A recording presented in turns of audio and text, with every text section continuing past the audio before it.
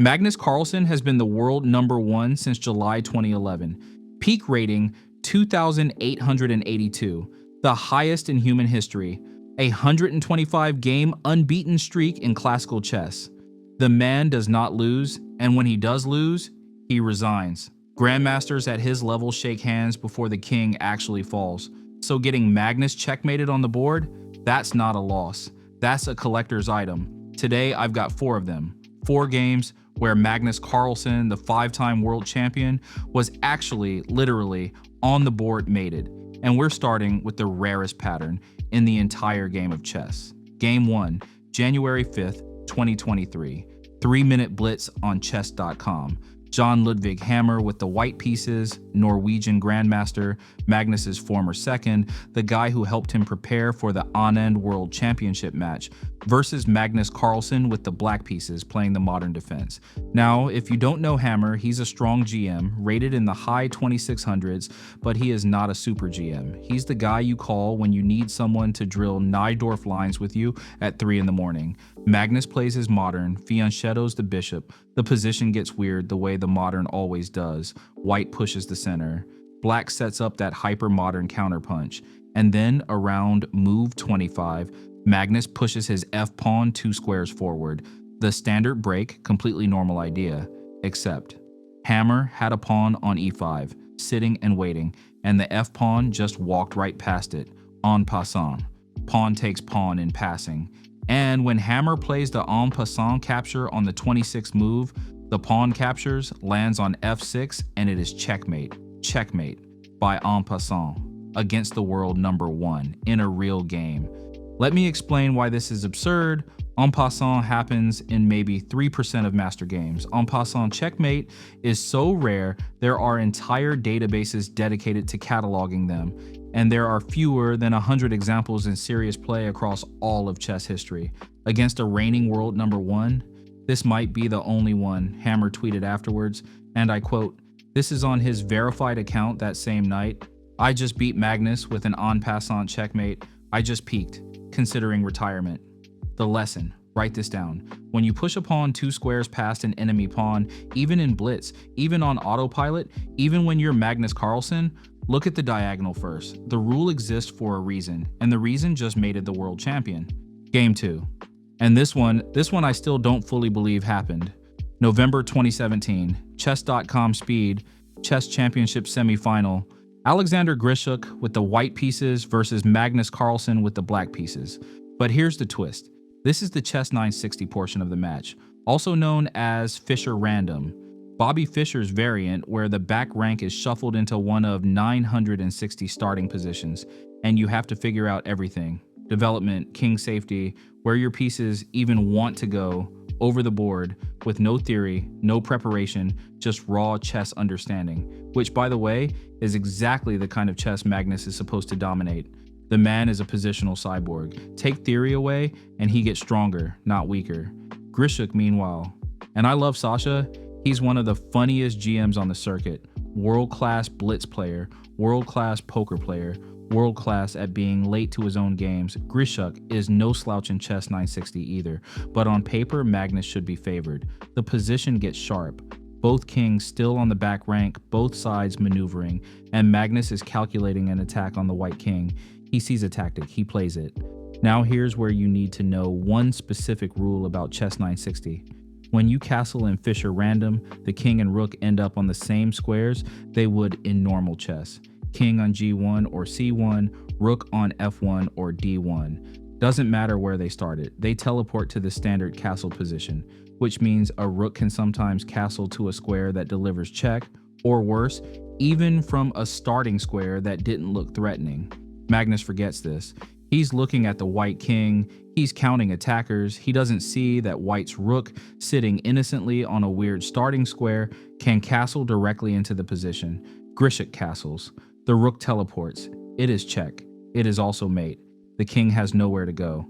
Magnus Carlsen, world champion, the best chess 960 player on earth at that moment, gets mated by a castling move. Now I'm an IM. I'm rated, somewhere in the low 2300s on a good day when I've slept and had coffee. I have forgotten the chess 960 castling rule in online games multiple times. So in a strange way, this is the most relatable Magnus loss ever recorded. He's just a guy with a 2882 peak rating, but a guy.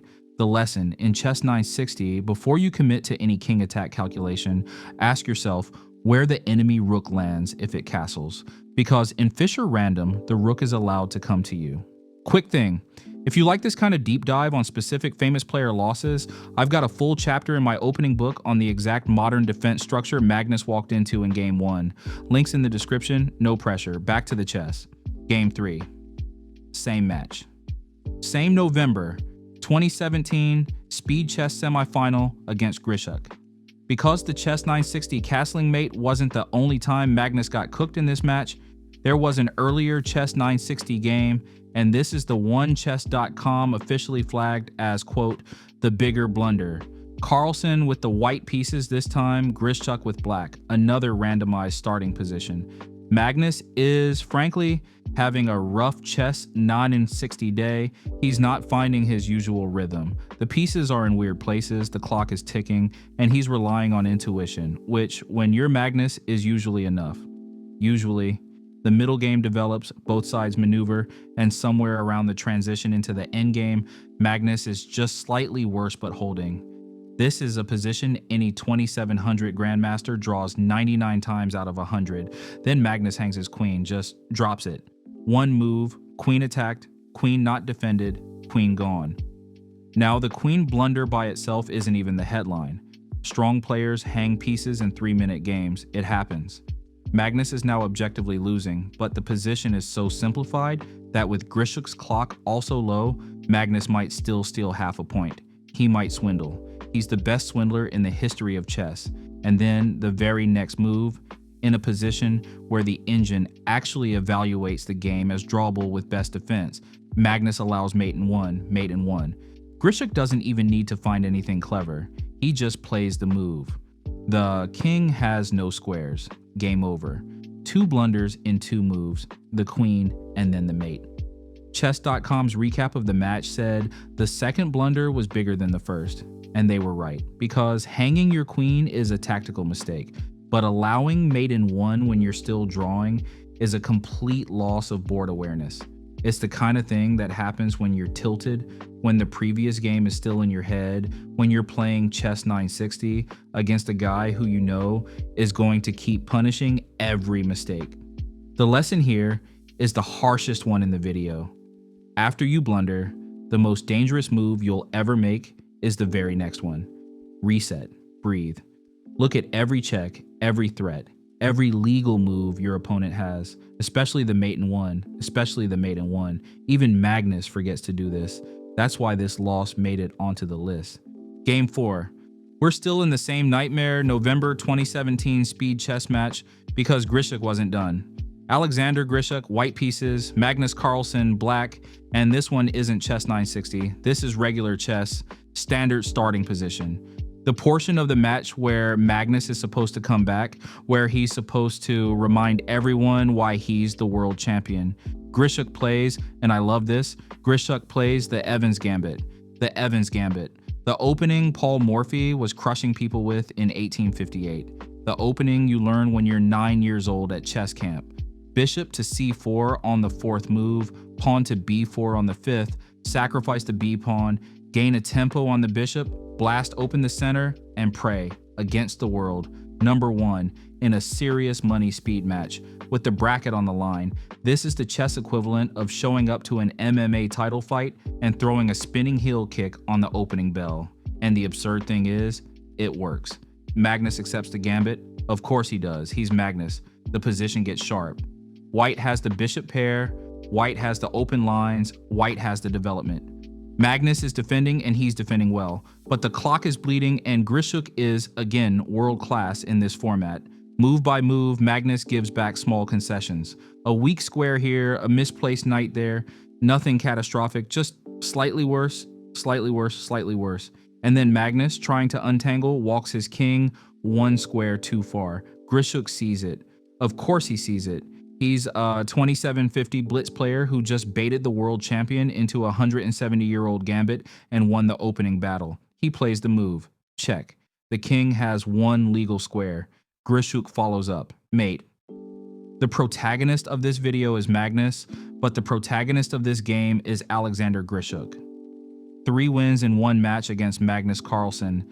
Chess.com called this stretch one of the most concentrated inboard defeats Magnus has ever suffered to a single opponent, the Terrible Trio. And the man did it by playing the Evans Gambit. The lesson: when someone plays an old opening against you, they are not being polite. They are telling you they have studied 1,000 sharp positions in that structure and they want to fight. The Evans Gambit isn't a relic. It's a loaded weapon left out in the open because nobody expects you to pick it up. Grishuk picked it up and mated the king. 4 mates, 1 en passant, 1 chess 960 castle, 1 mate in 1 walked into with the eyes open, 1 Evans Gambit straight out of 1858. Every one of them in fast time controls, because in classical chess, Magnus still resigns before the king falls, and we still have 0 confirmed instances of him being mated on the board in a long game. That's the actual headline. The greatest player who has ever lived has been checkmated in front of a camera maybe 4 memorable times in a career spanning 2 decades, and 3 of them were against the same guy in one November weekend. Hammer retired the en passant trophy, Grishuk took the trio, and the king is still the king. He just occasionally, in 3-minute chess on a Tuesday, forgets the rules of his own variant, which honestly makes him a little more human, and the game a little more beautiful.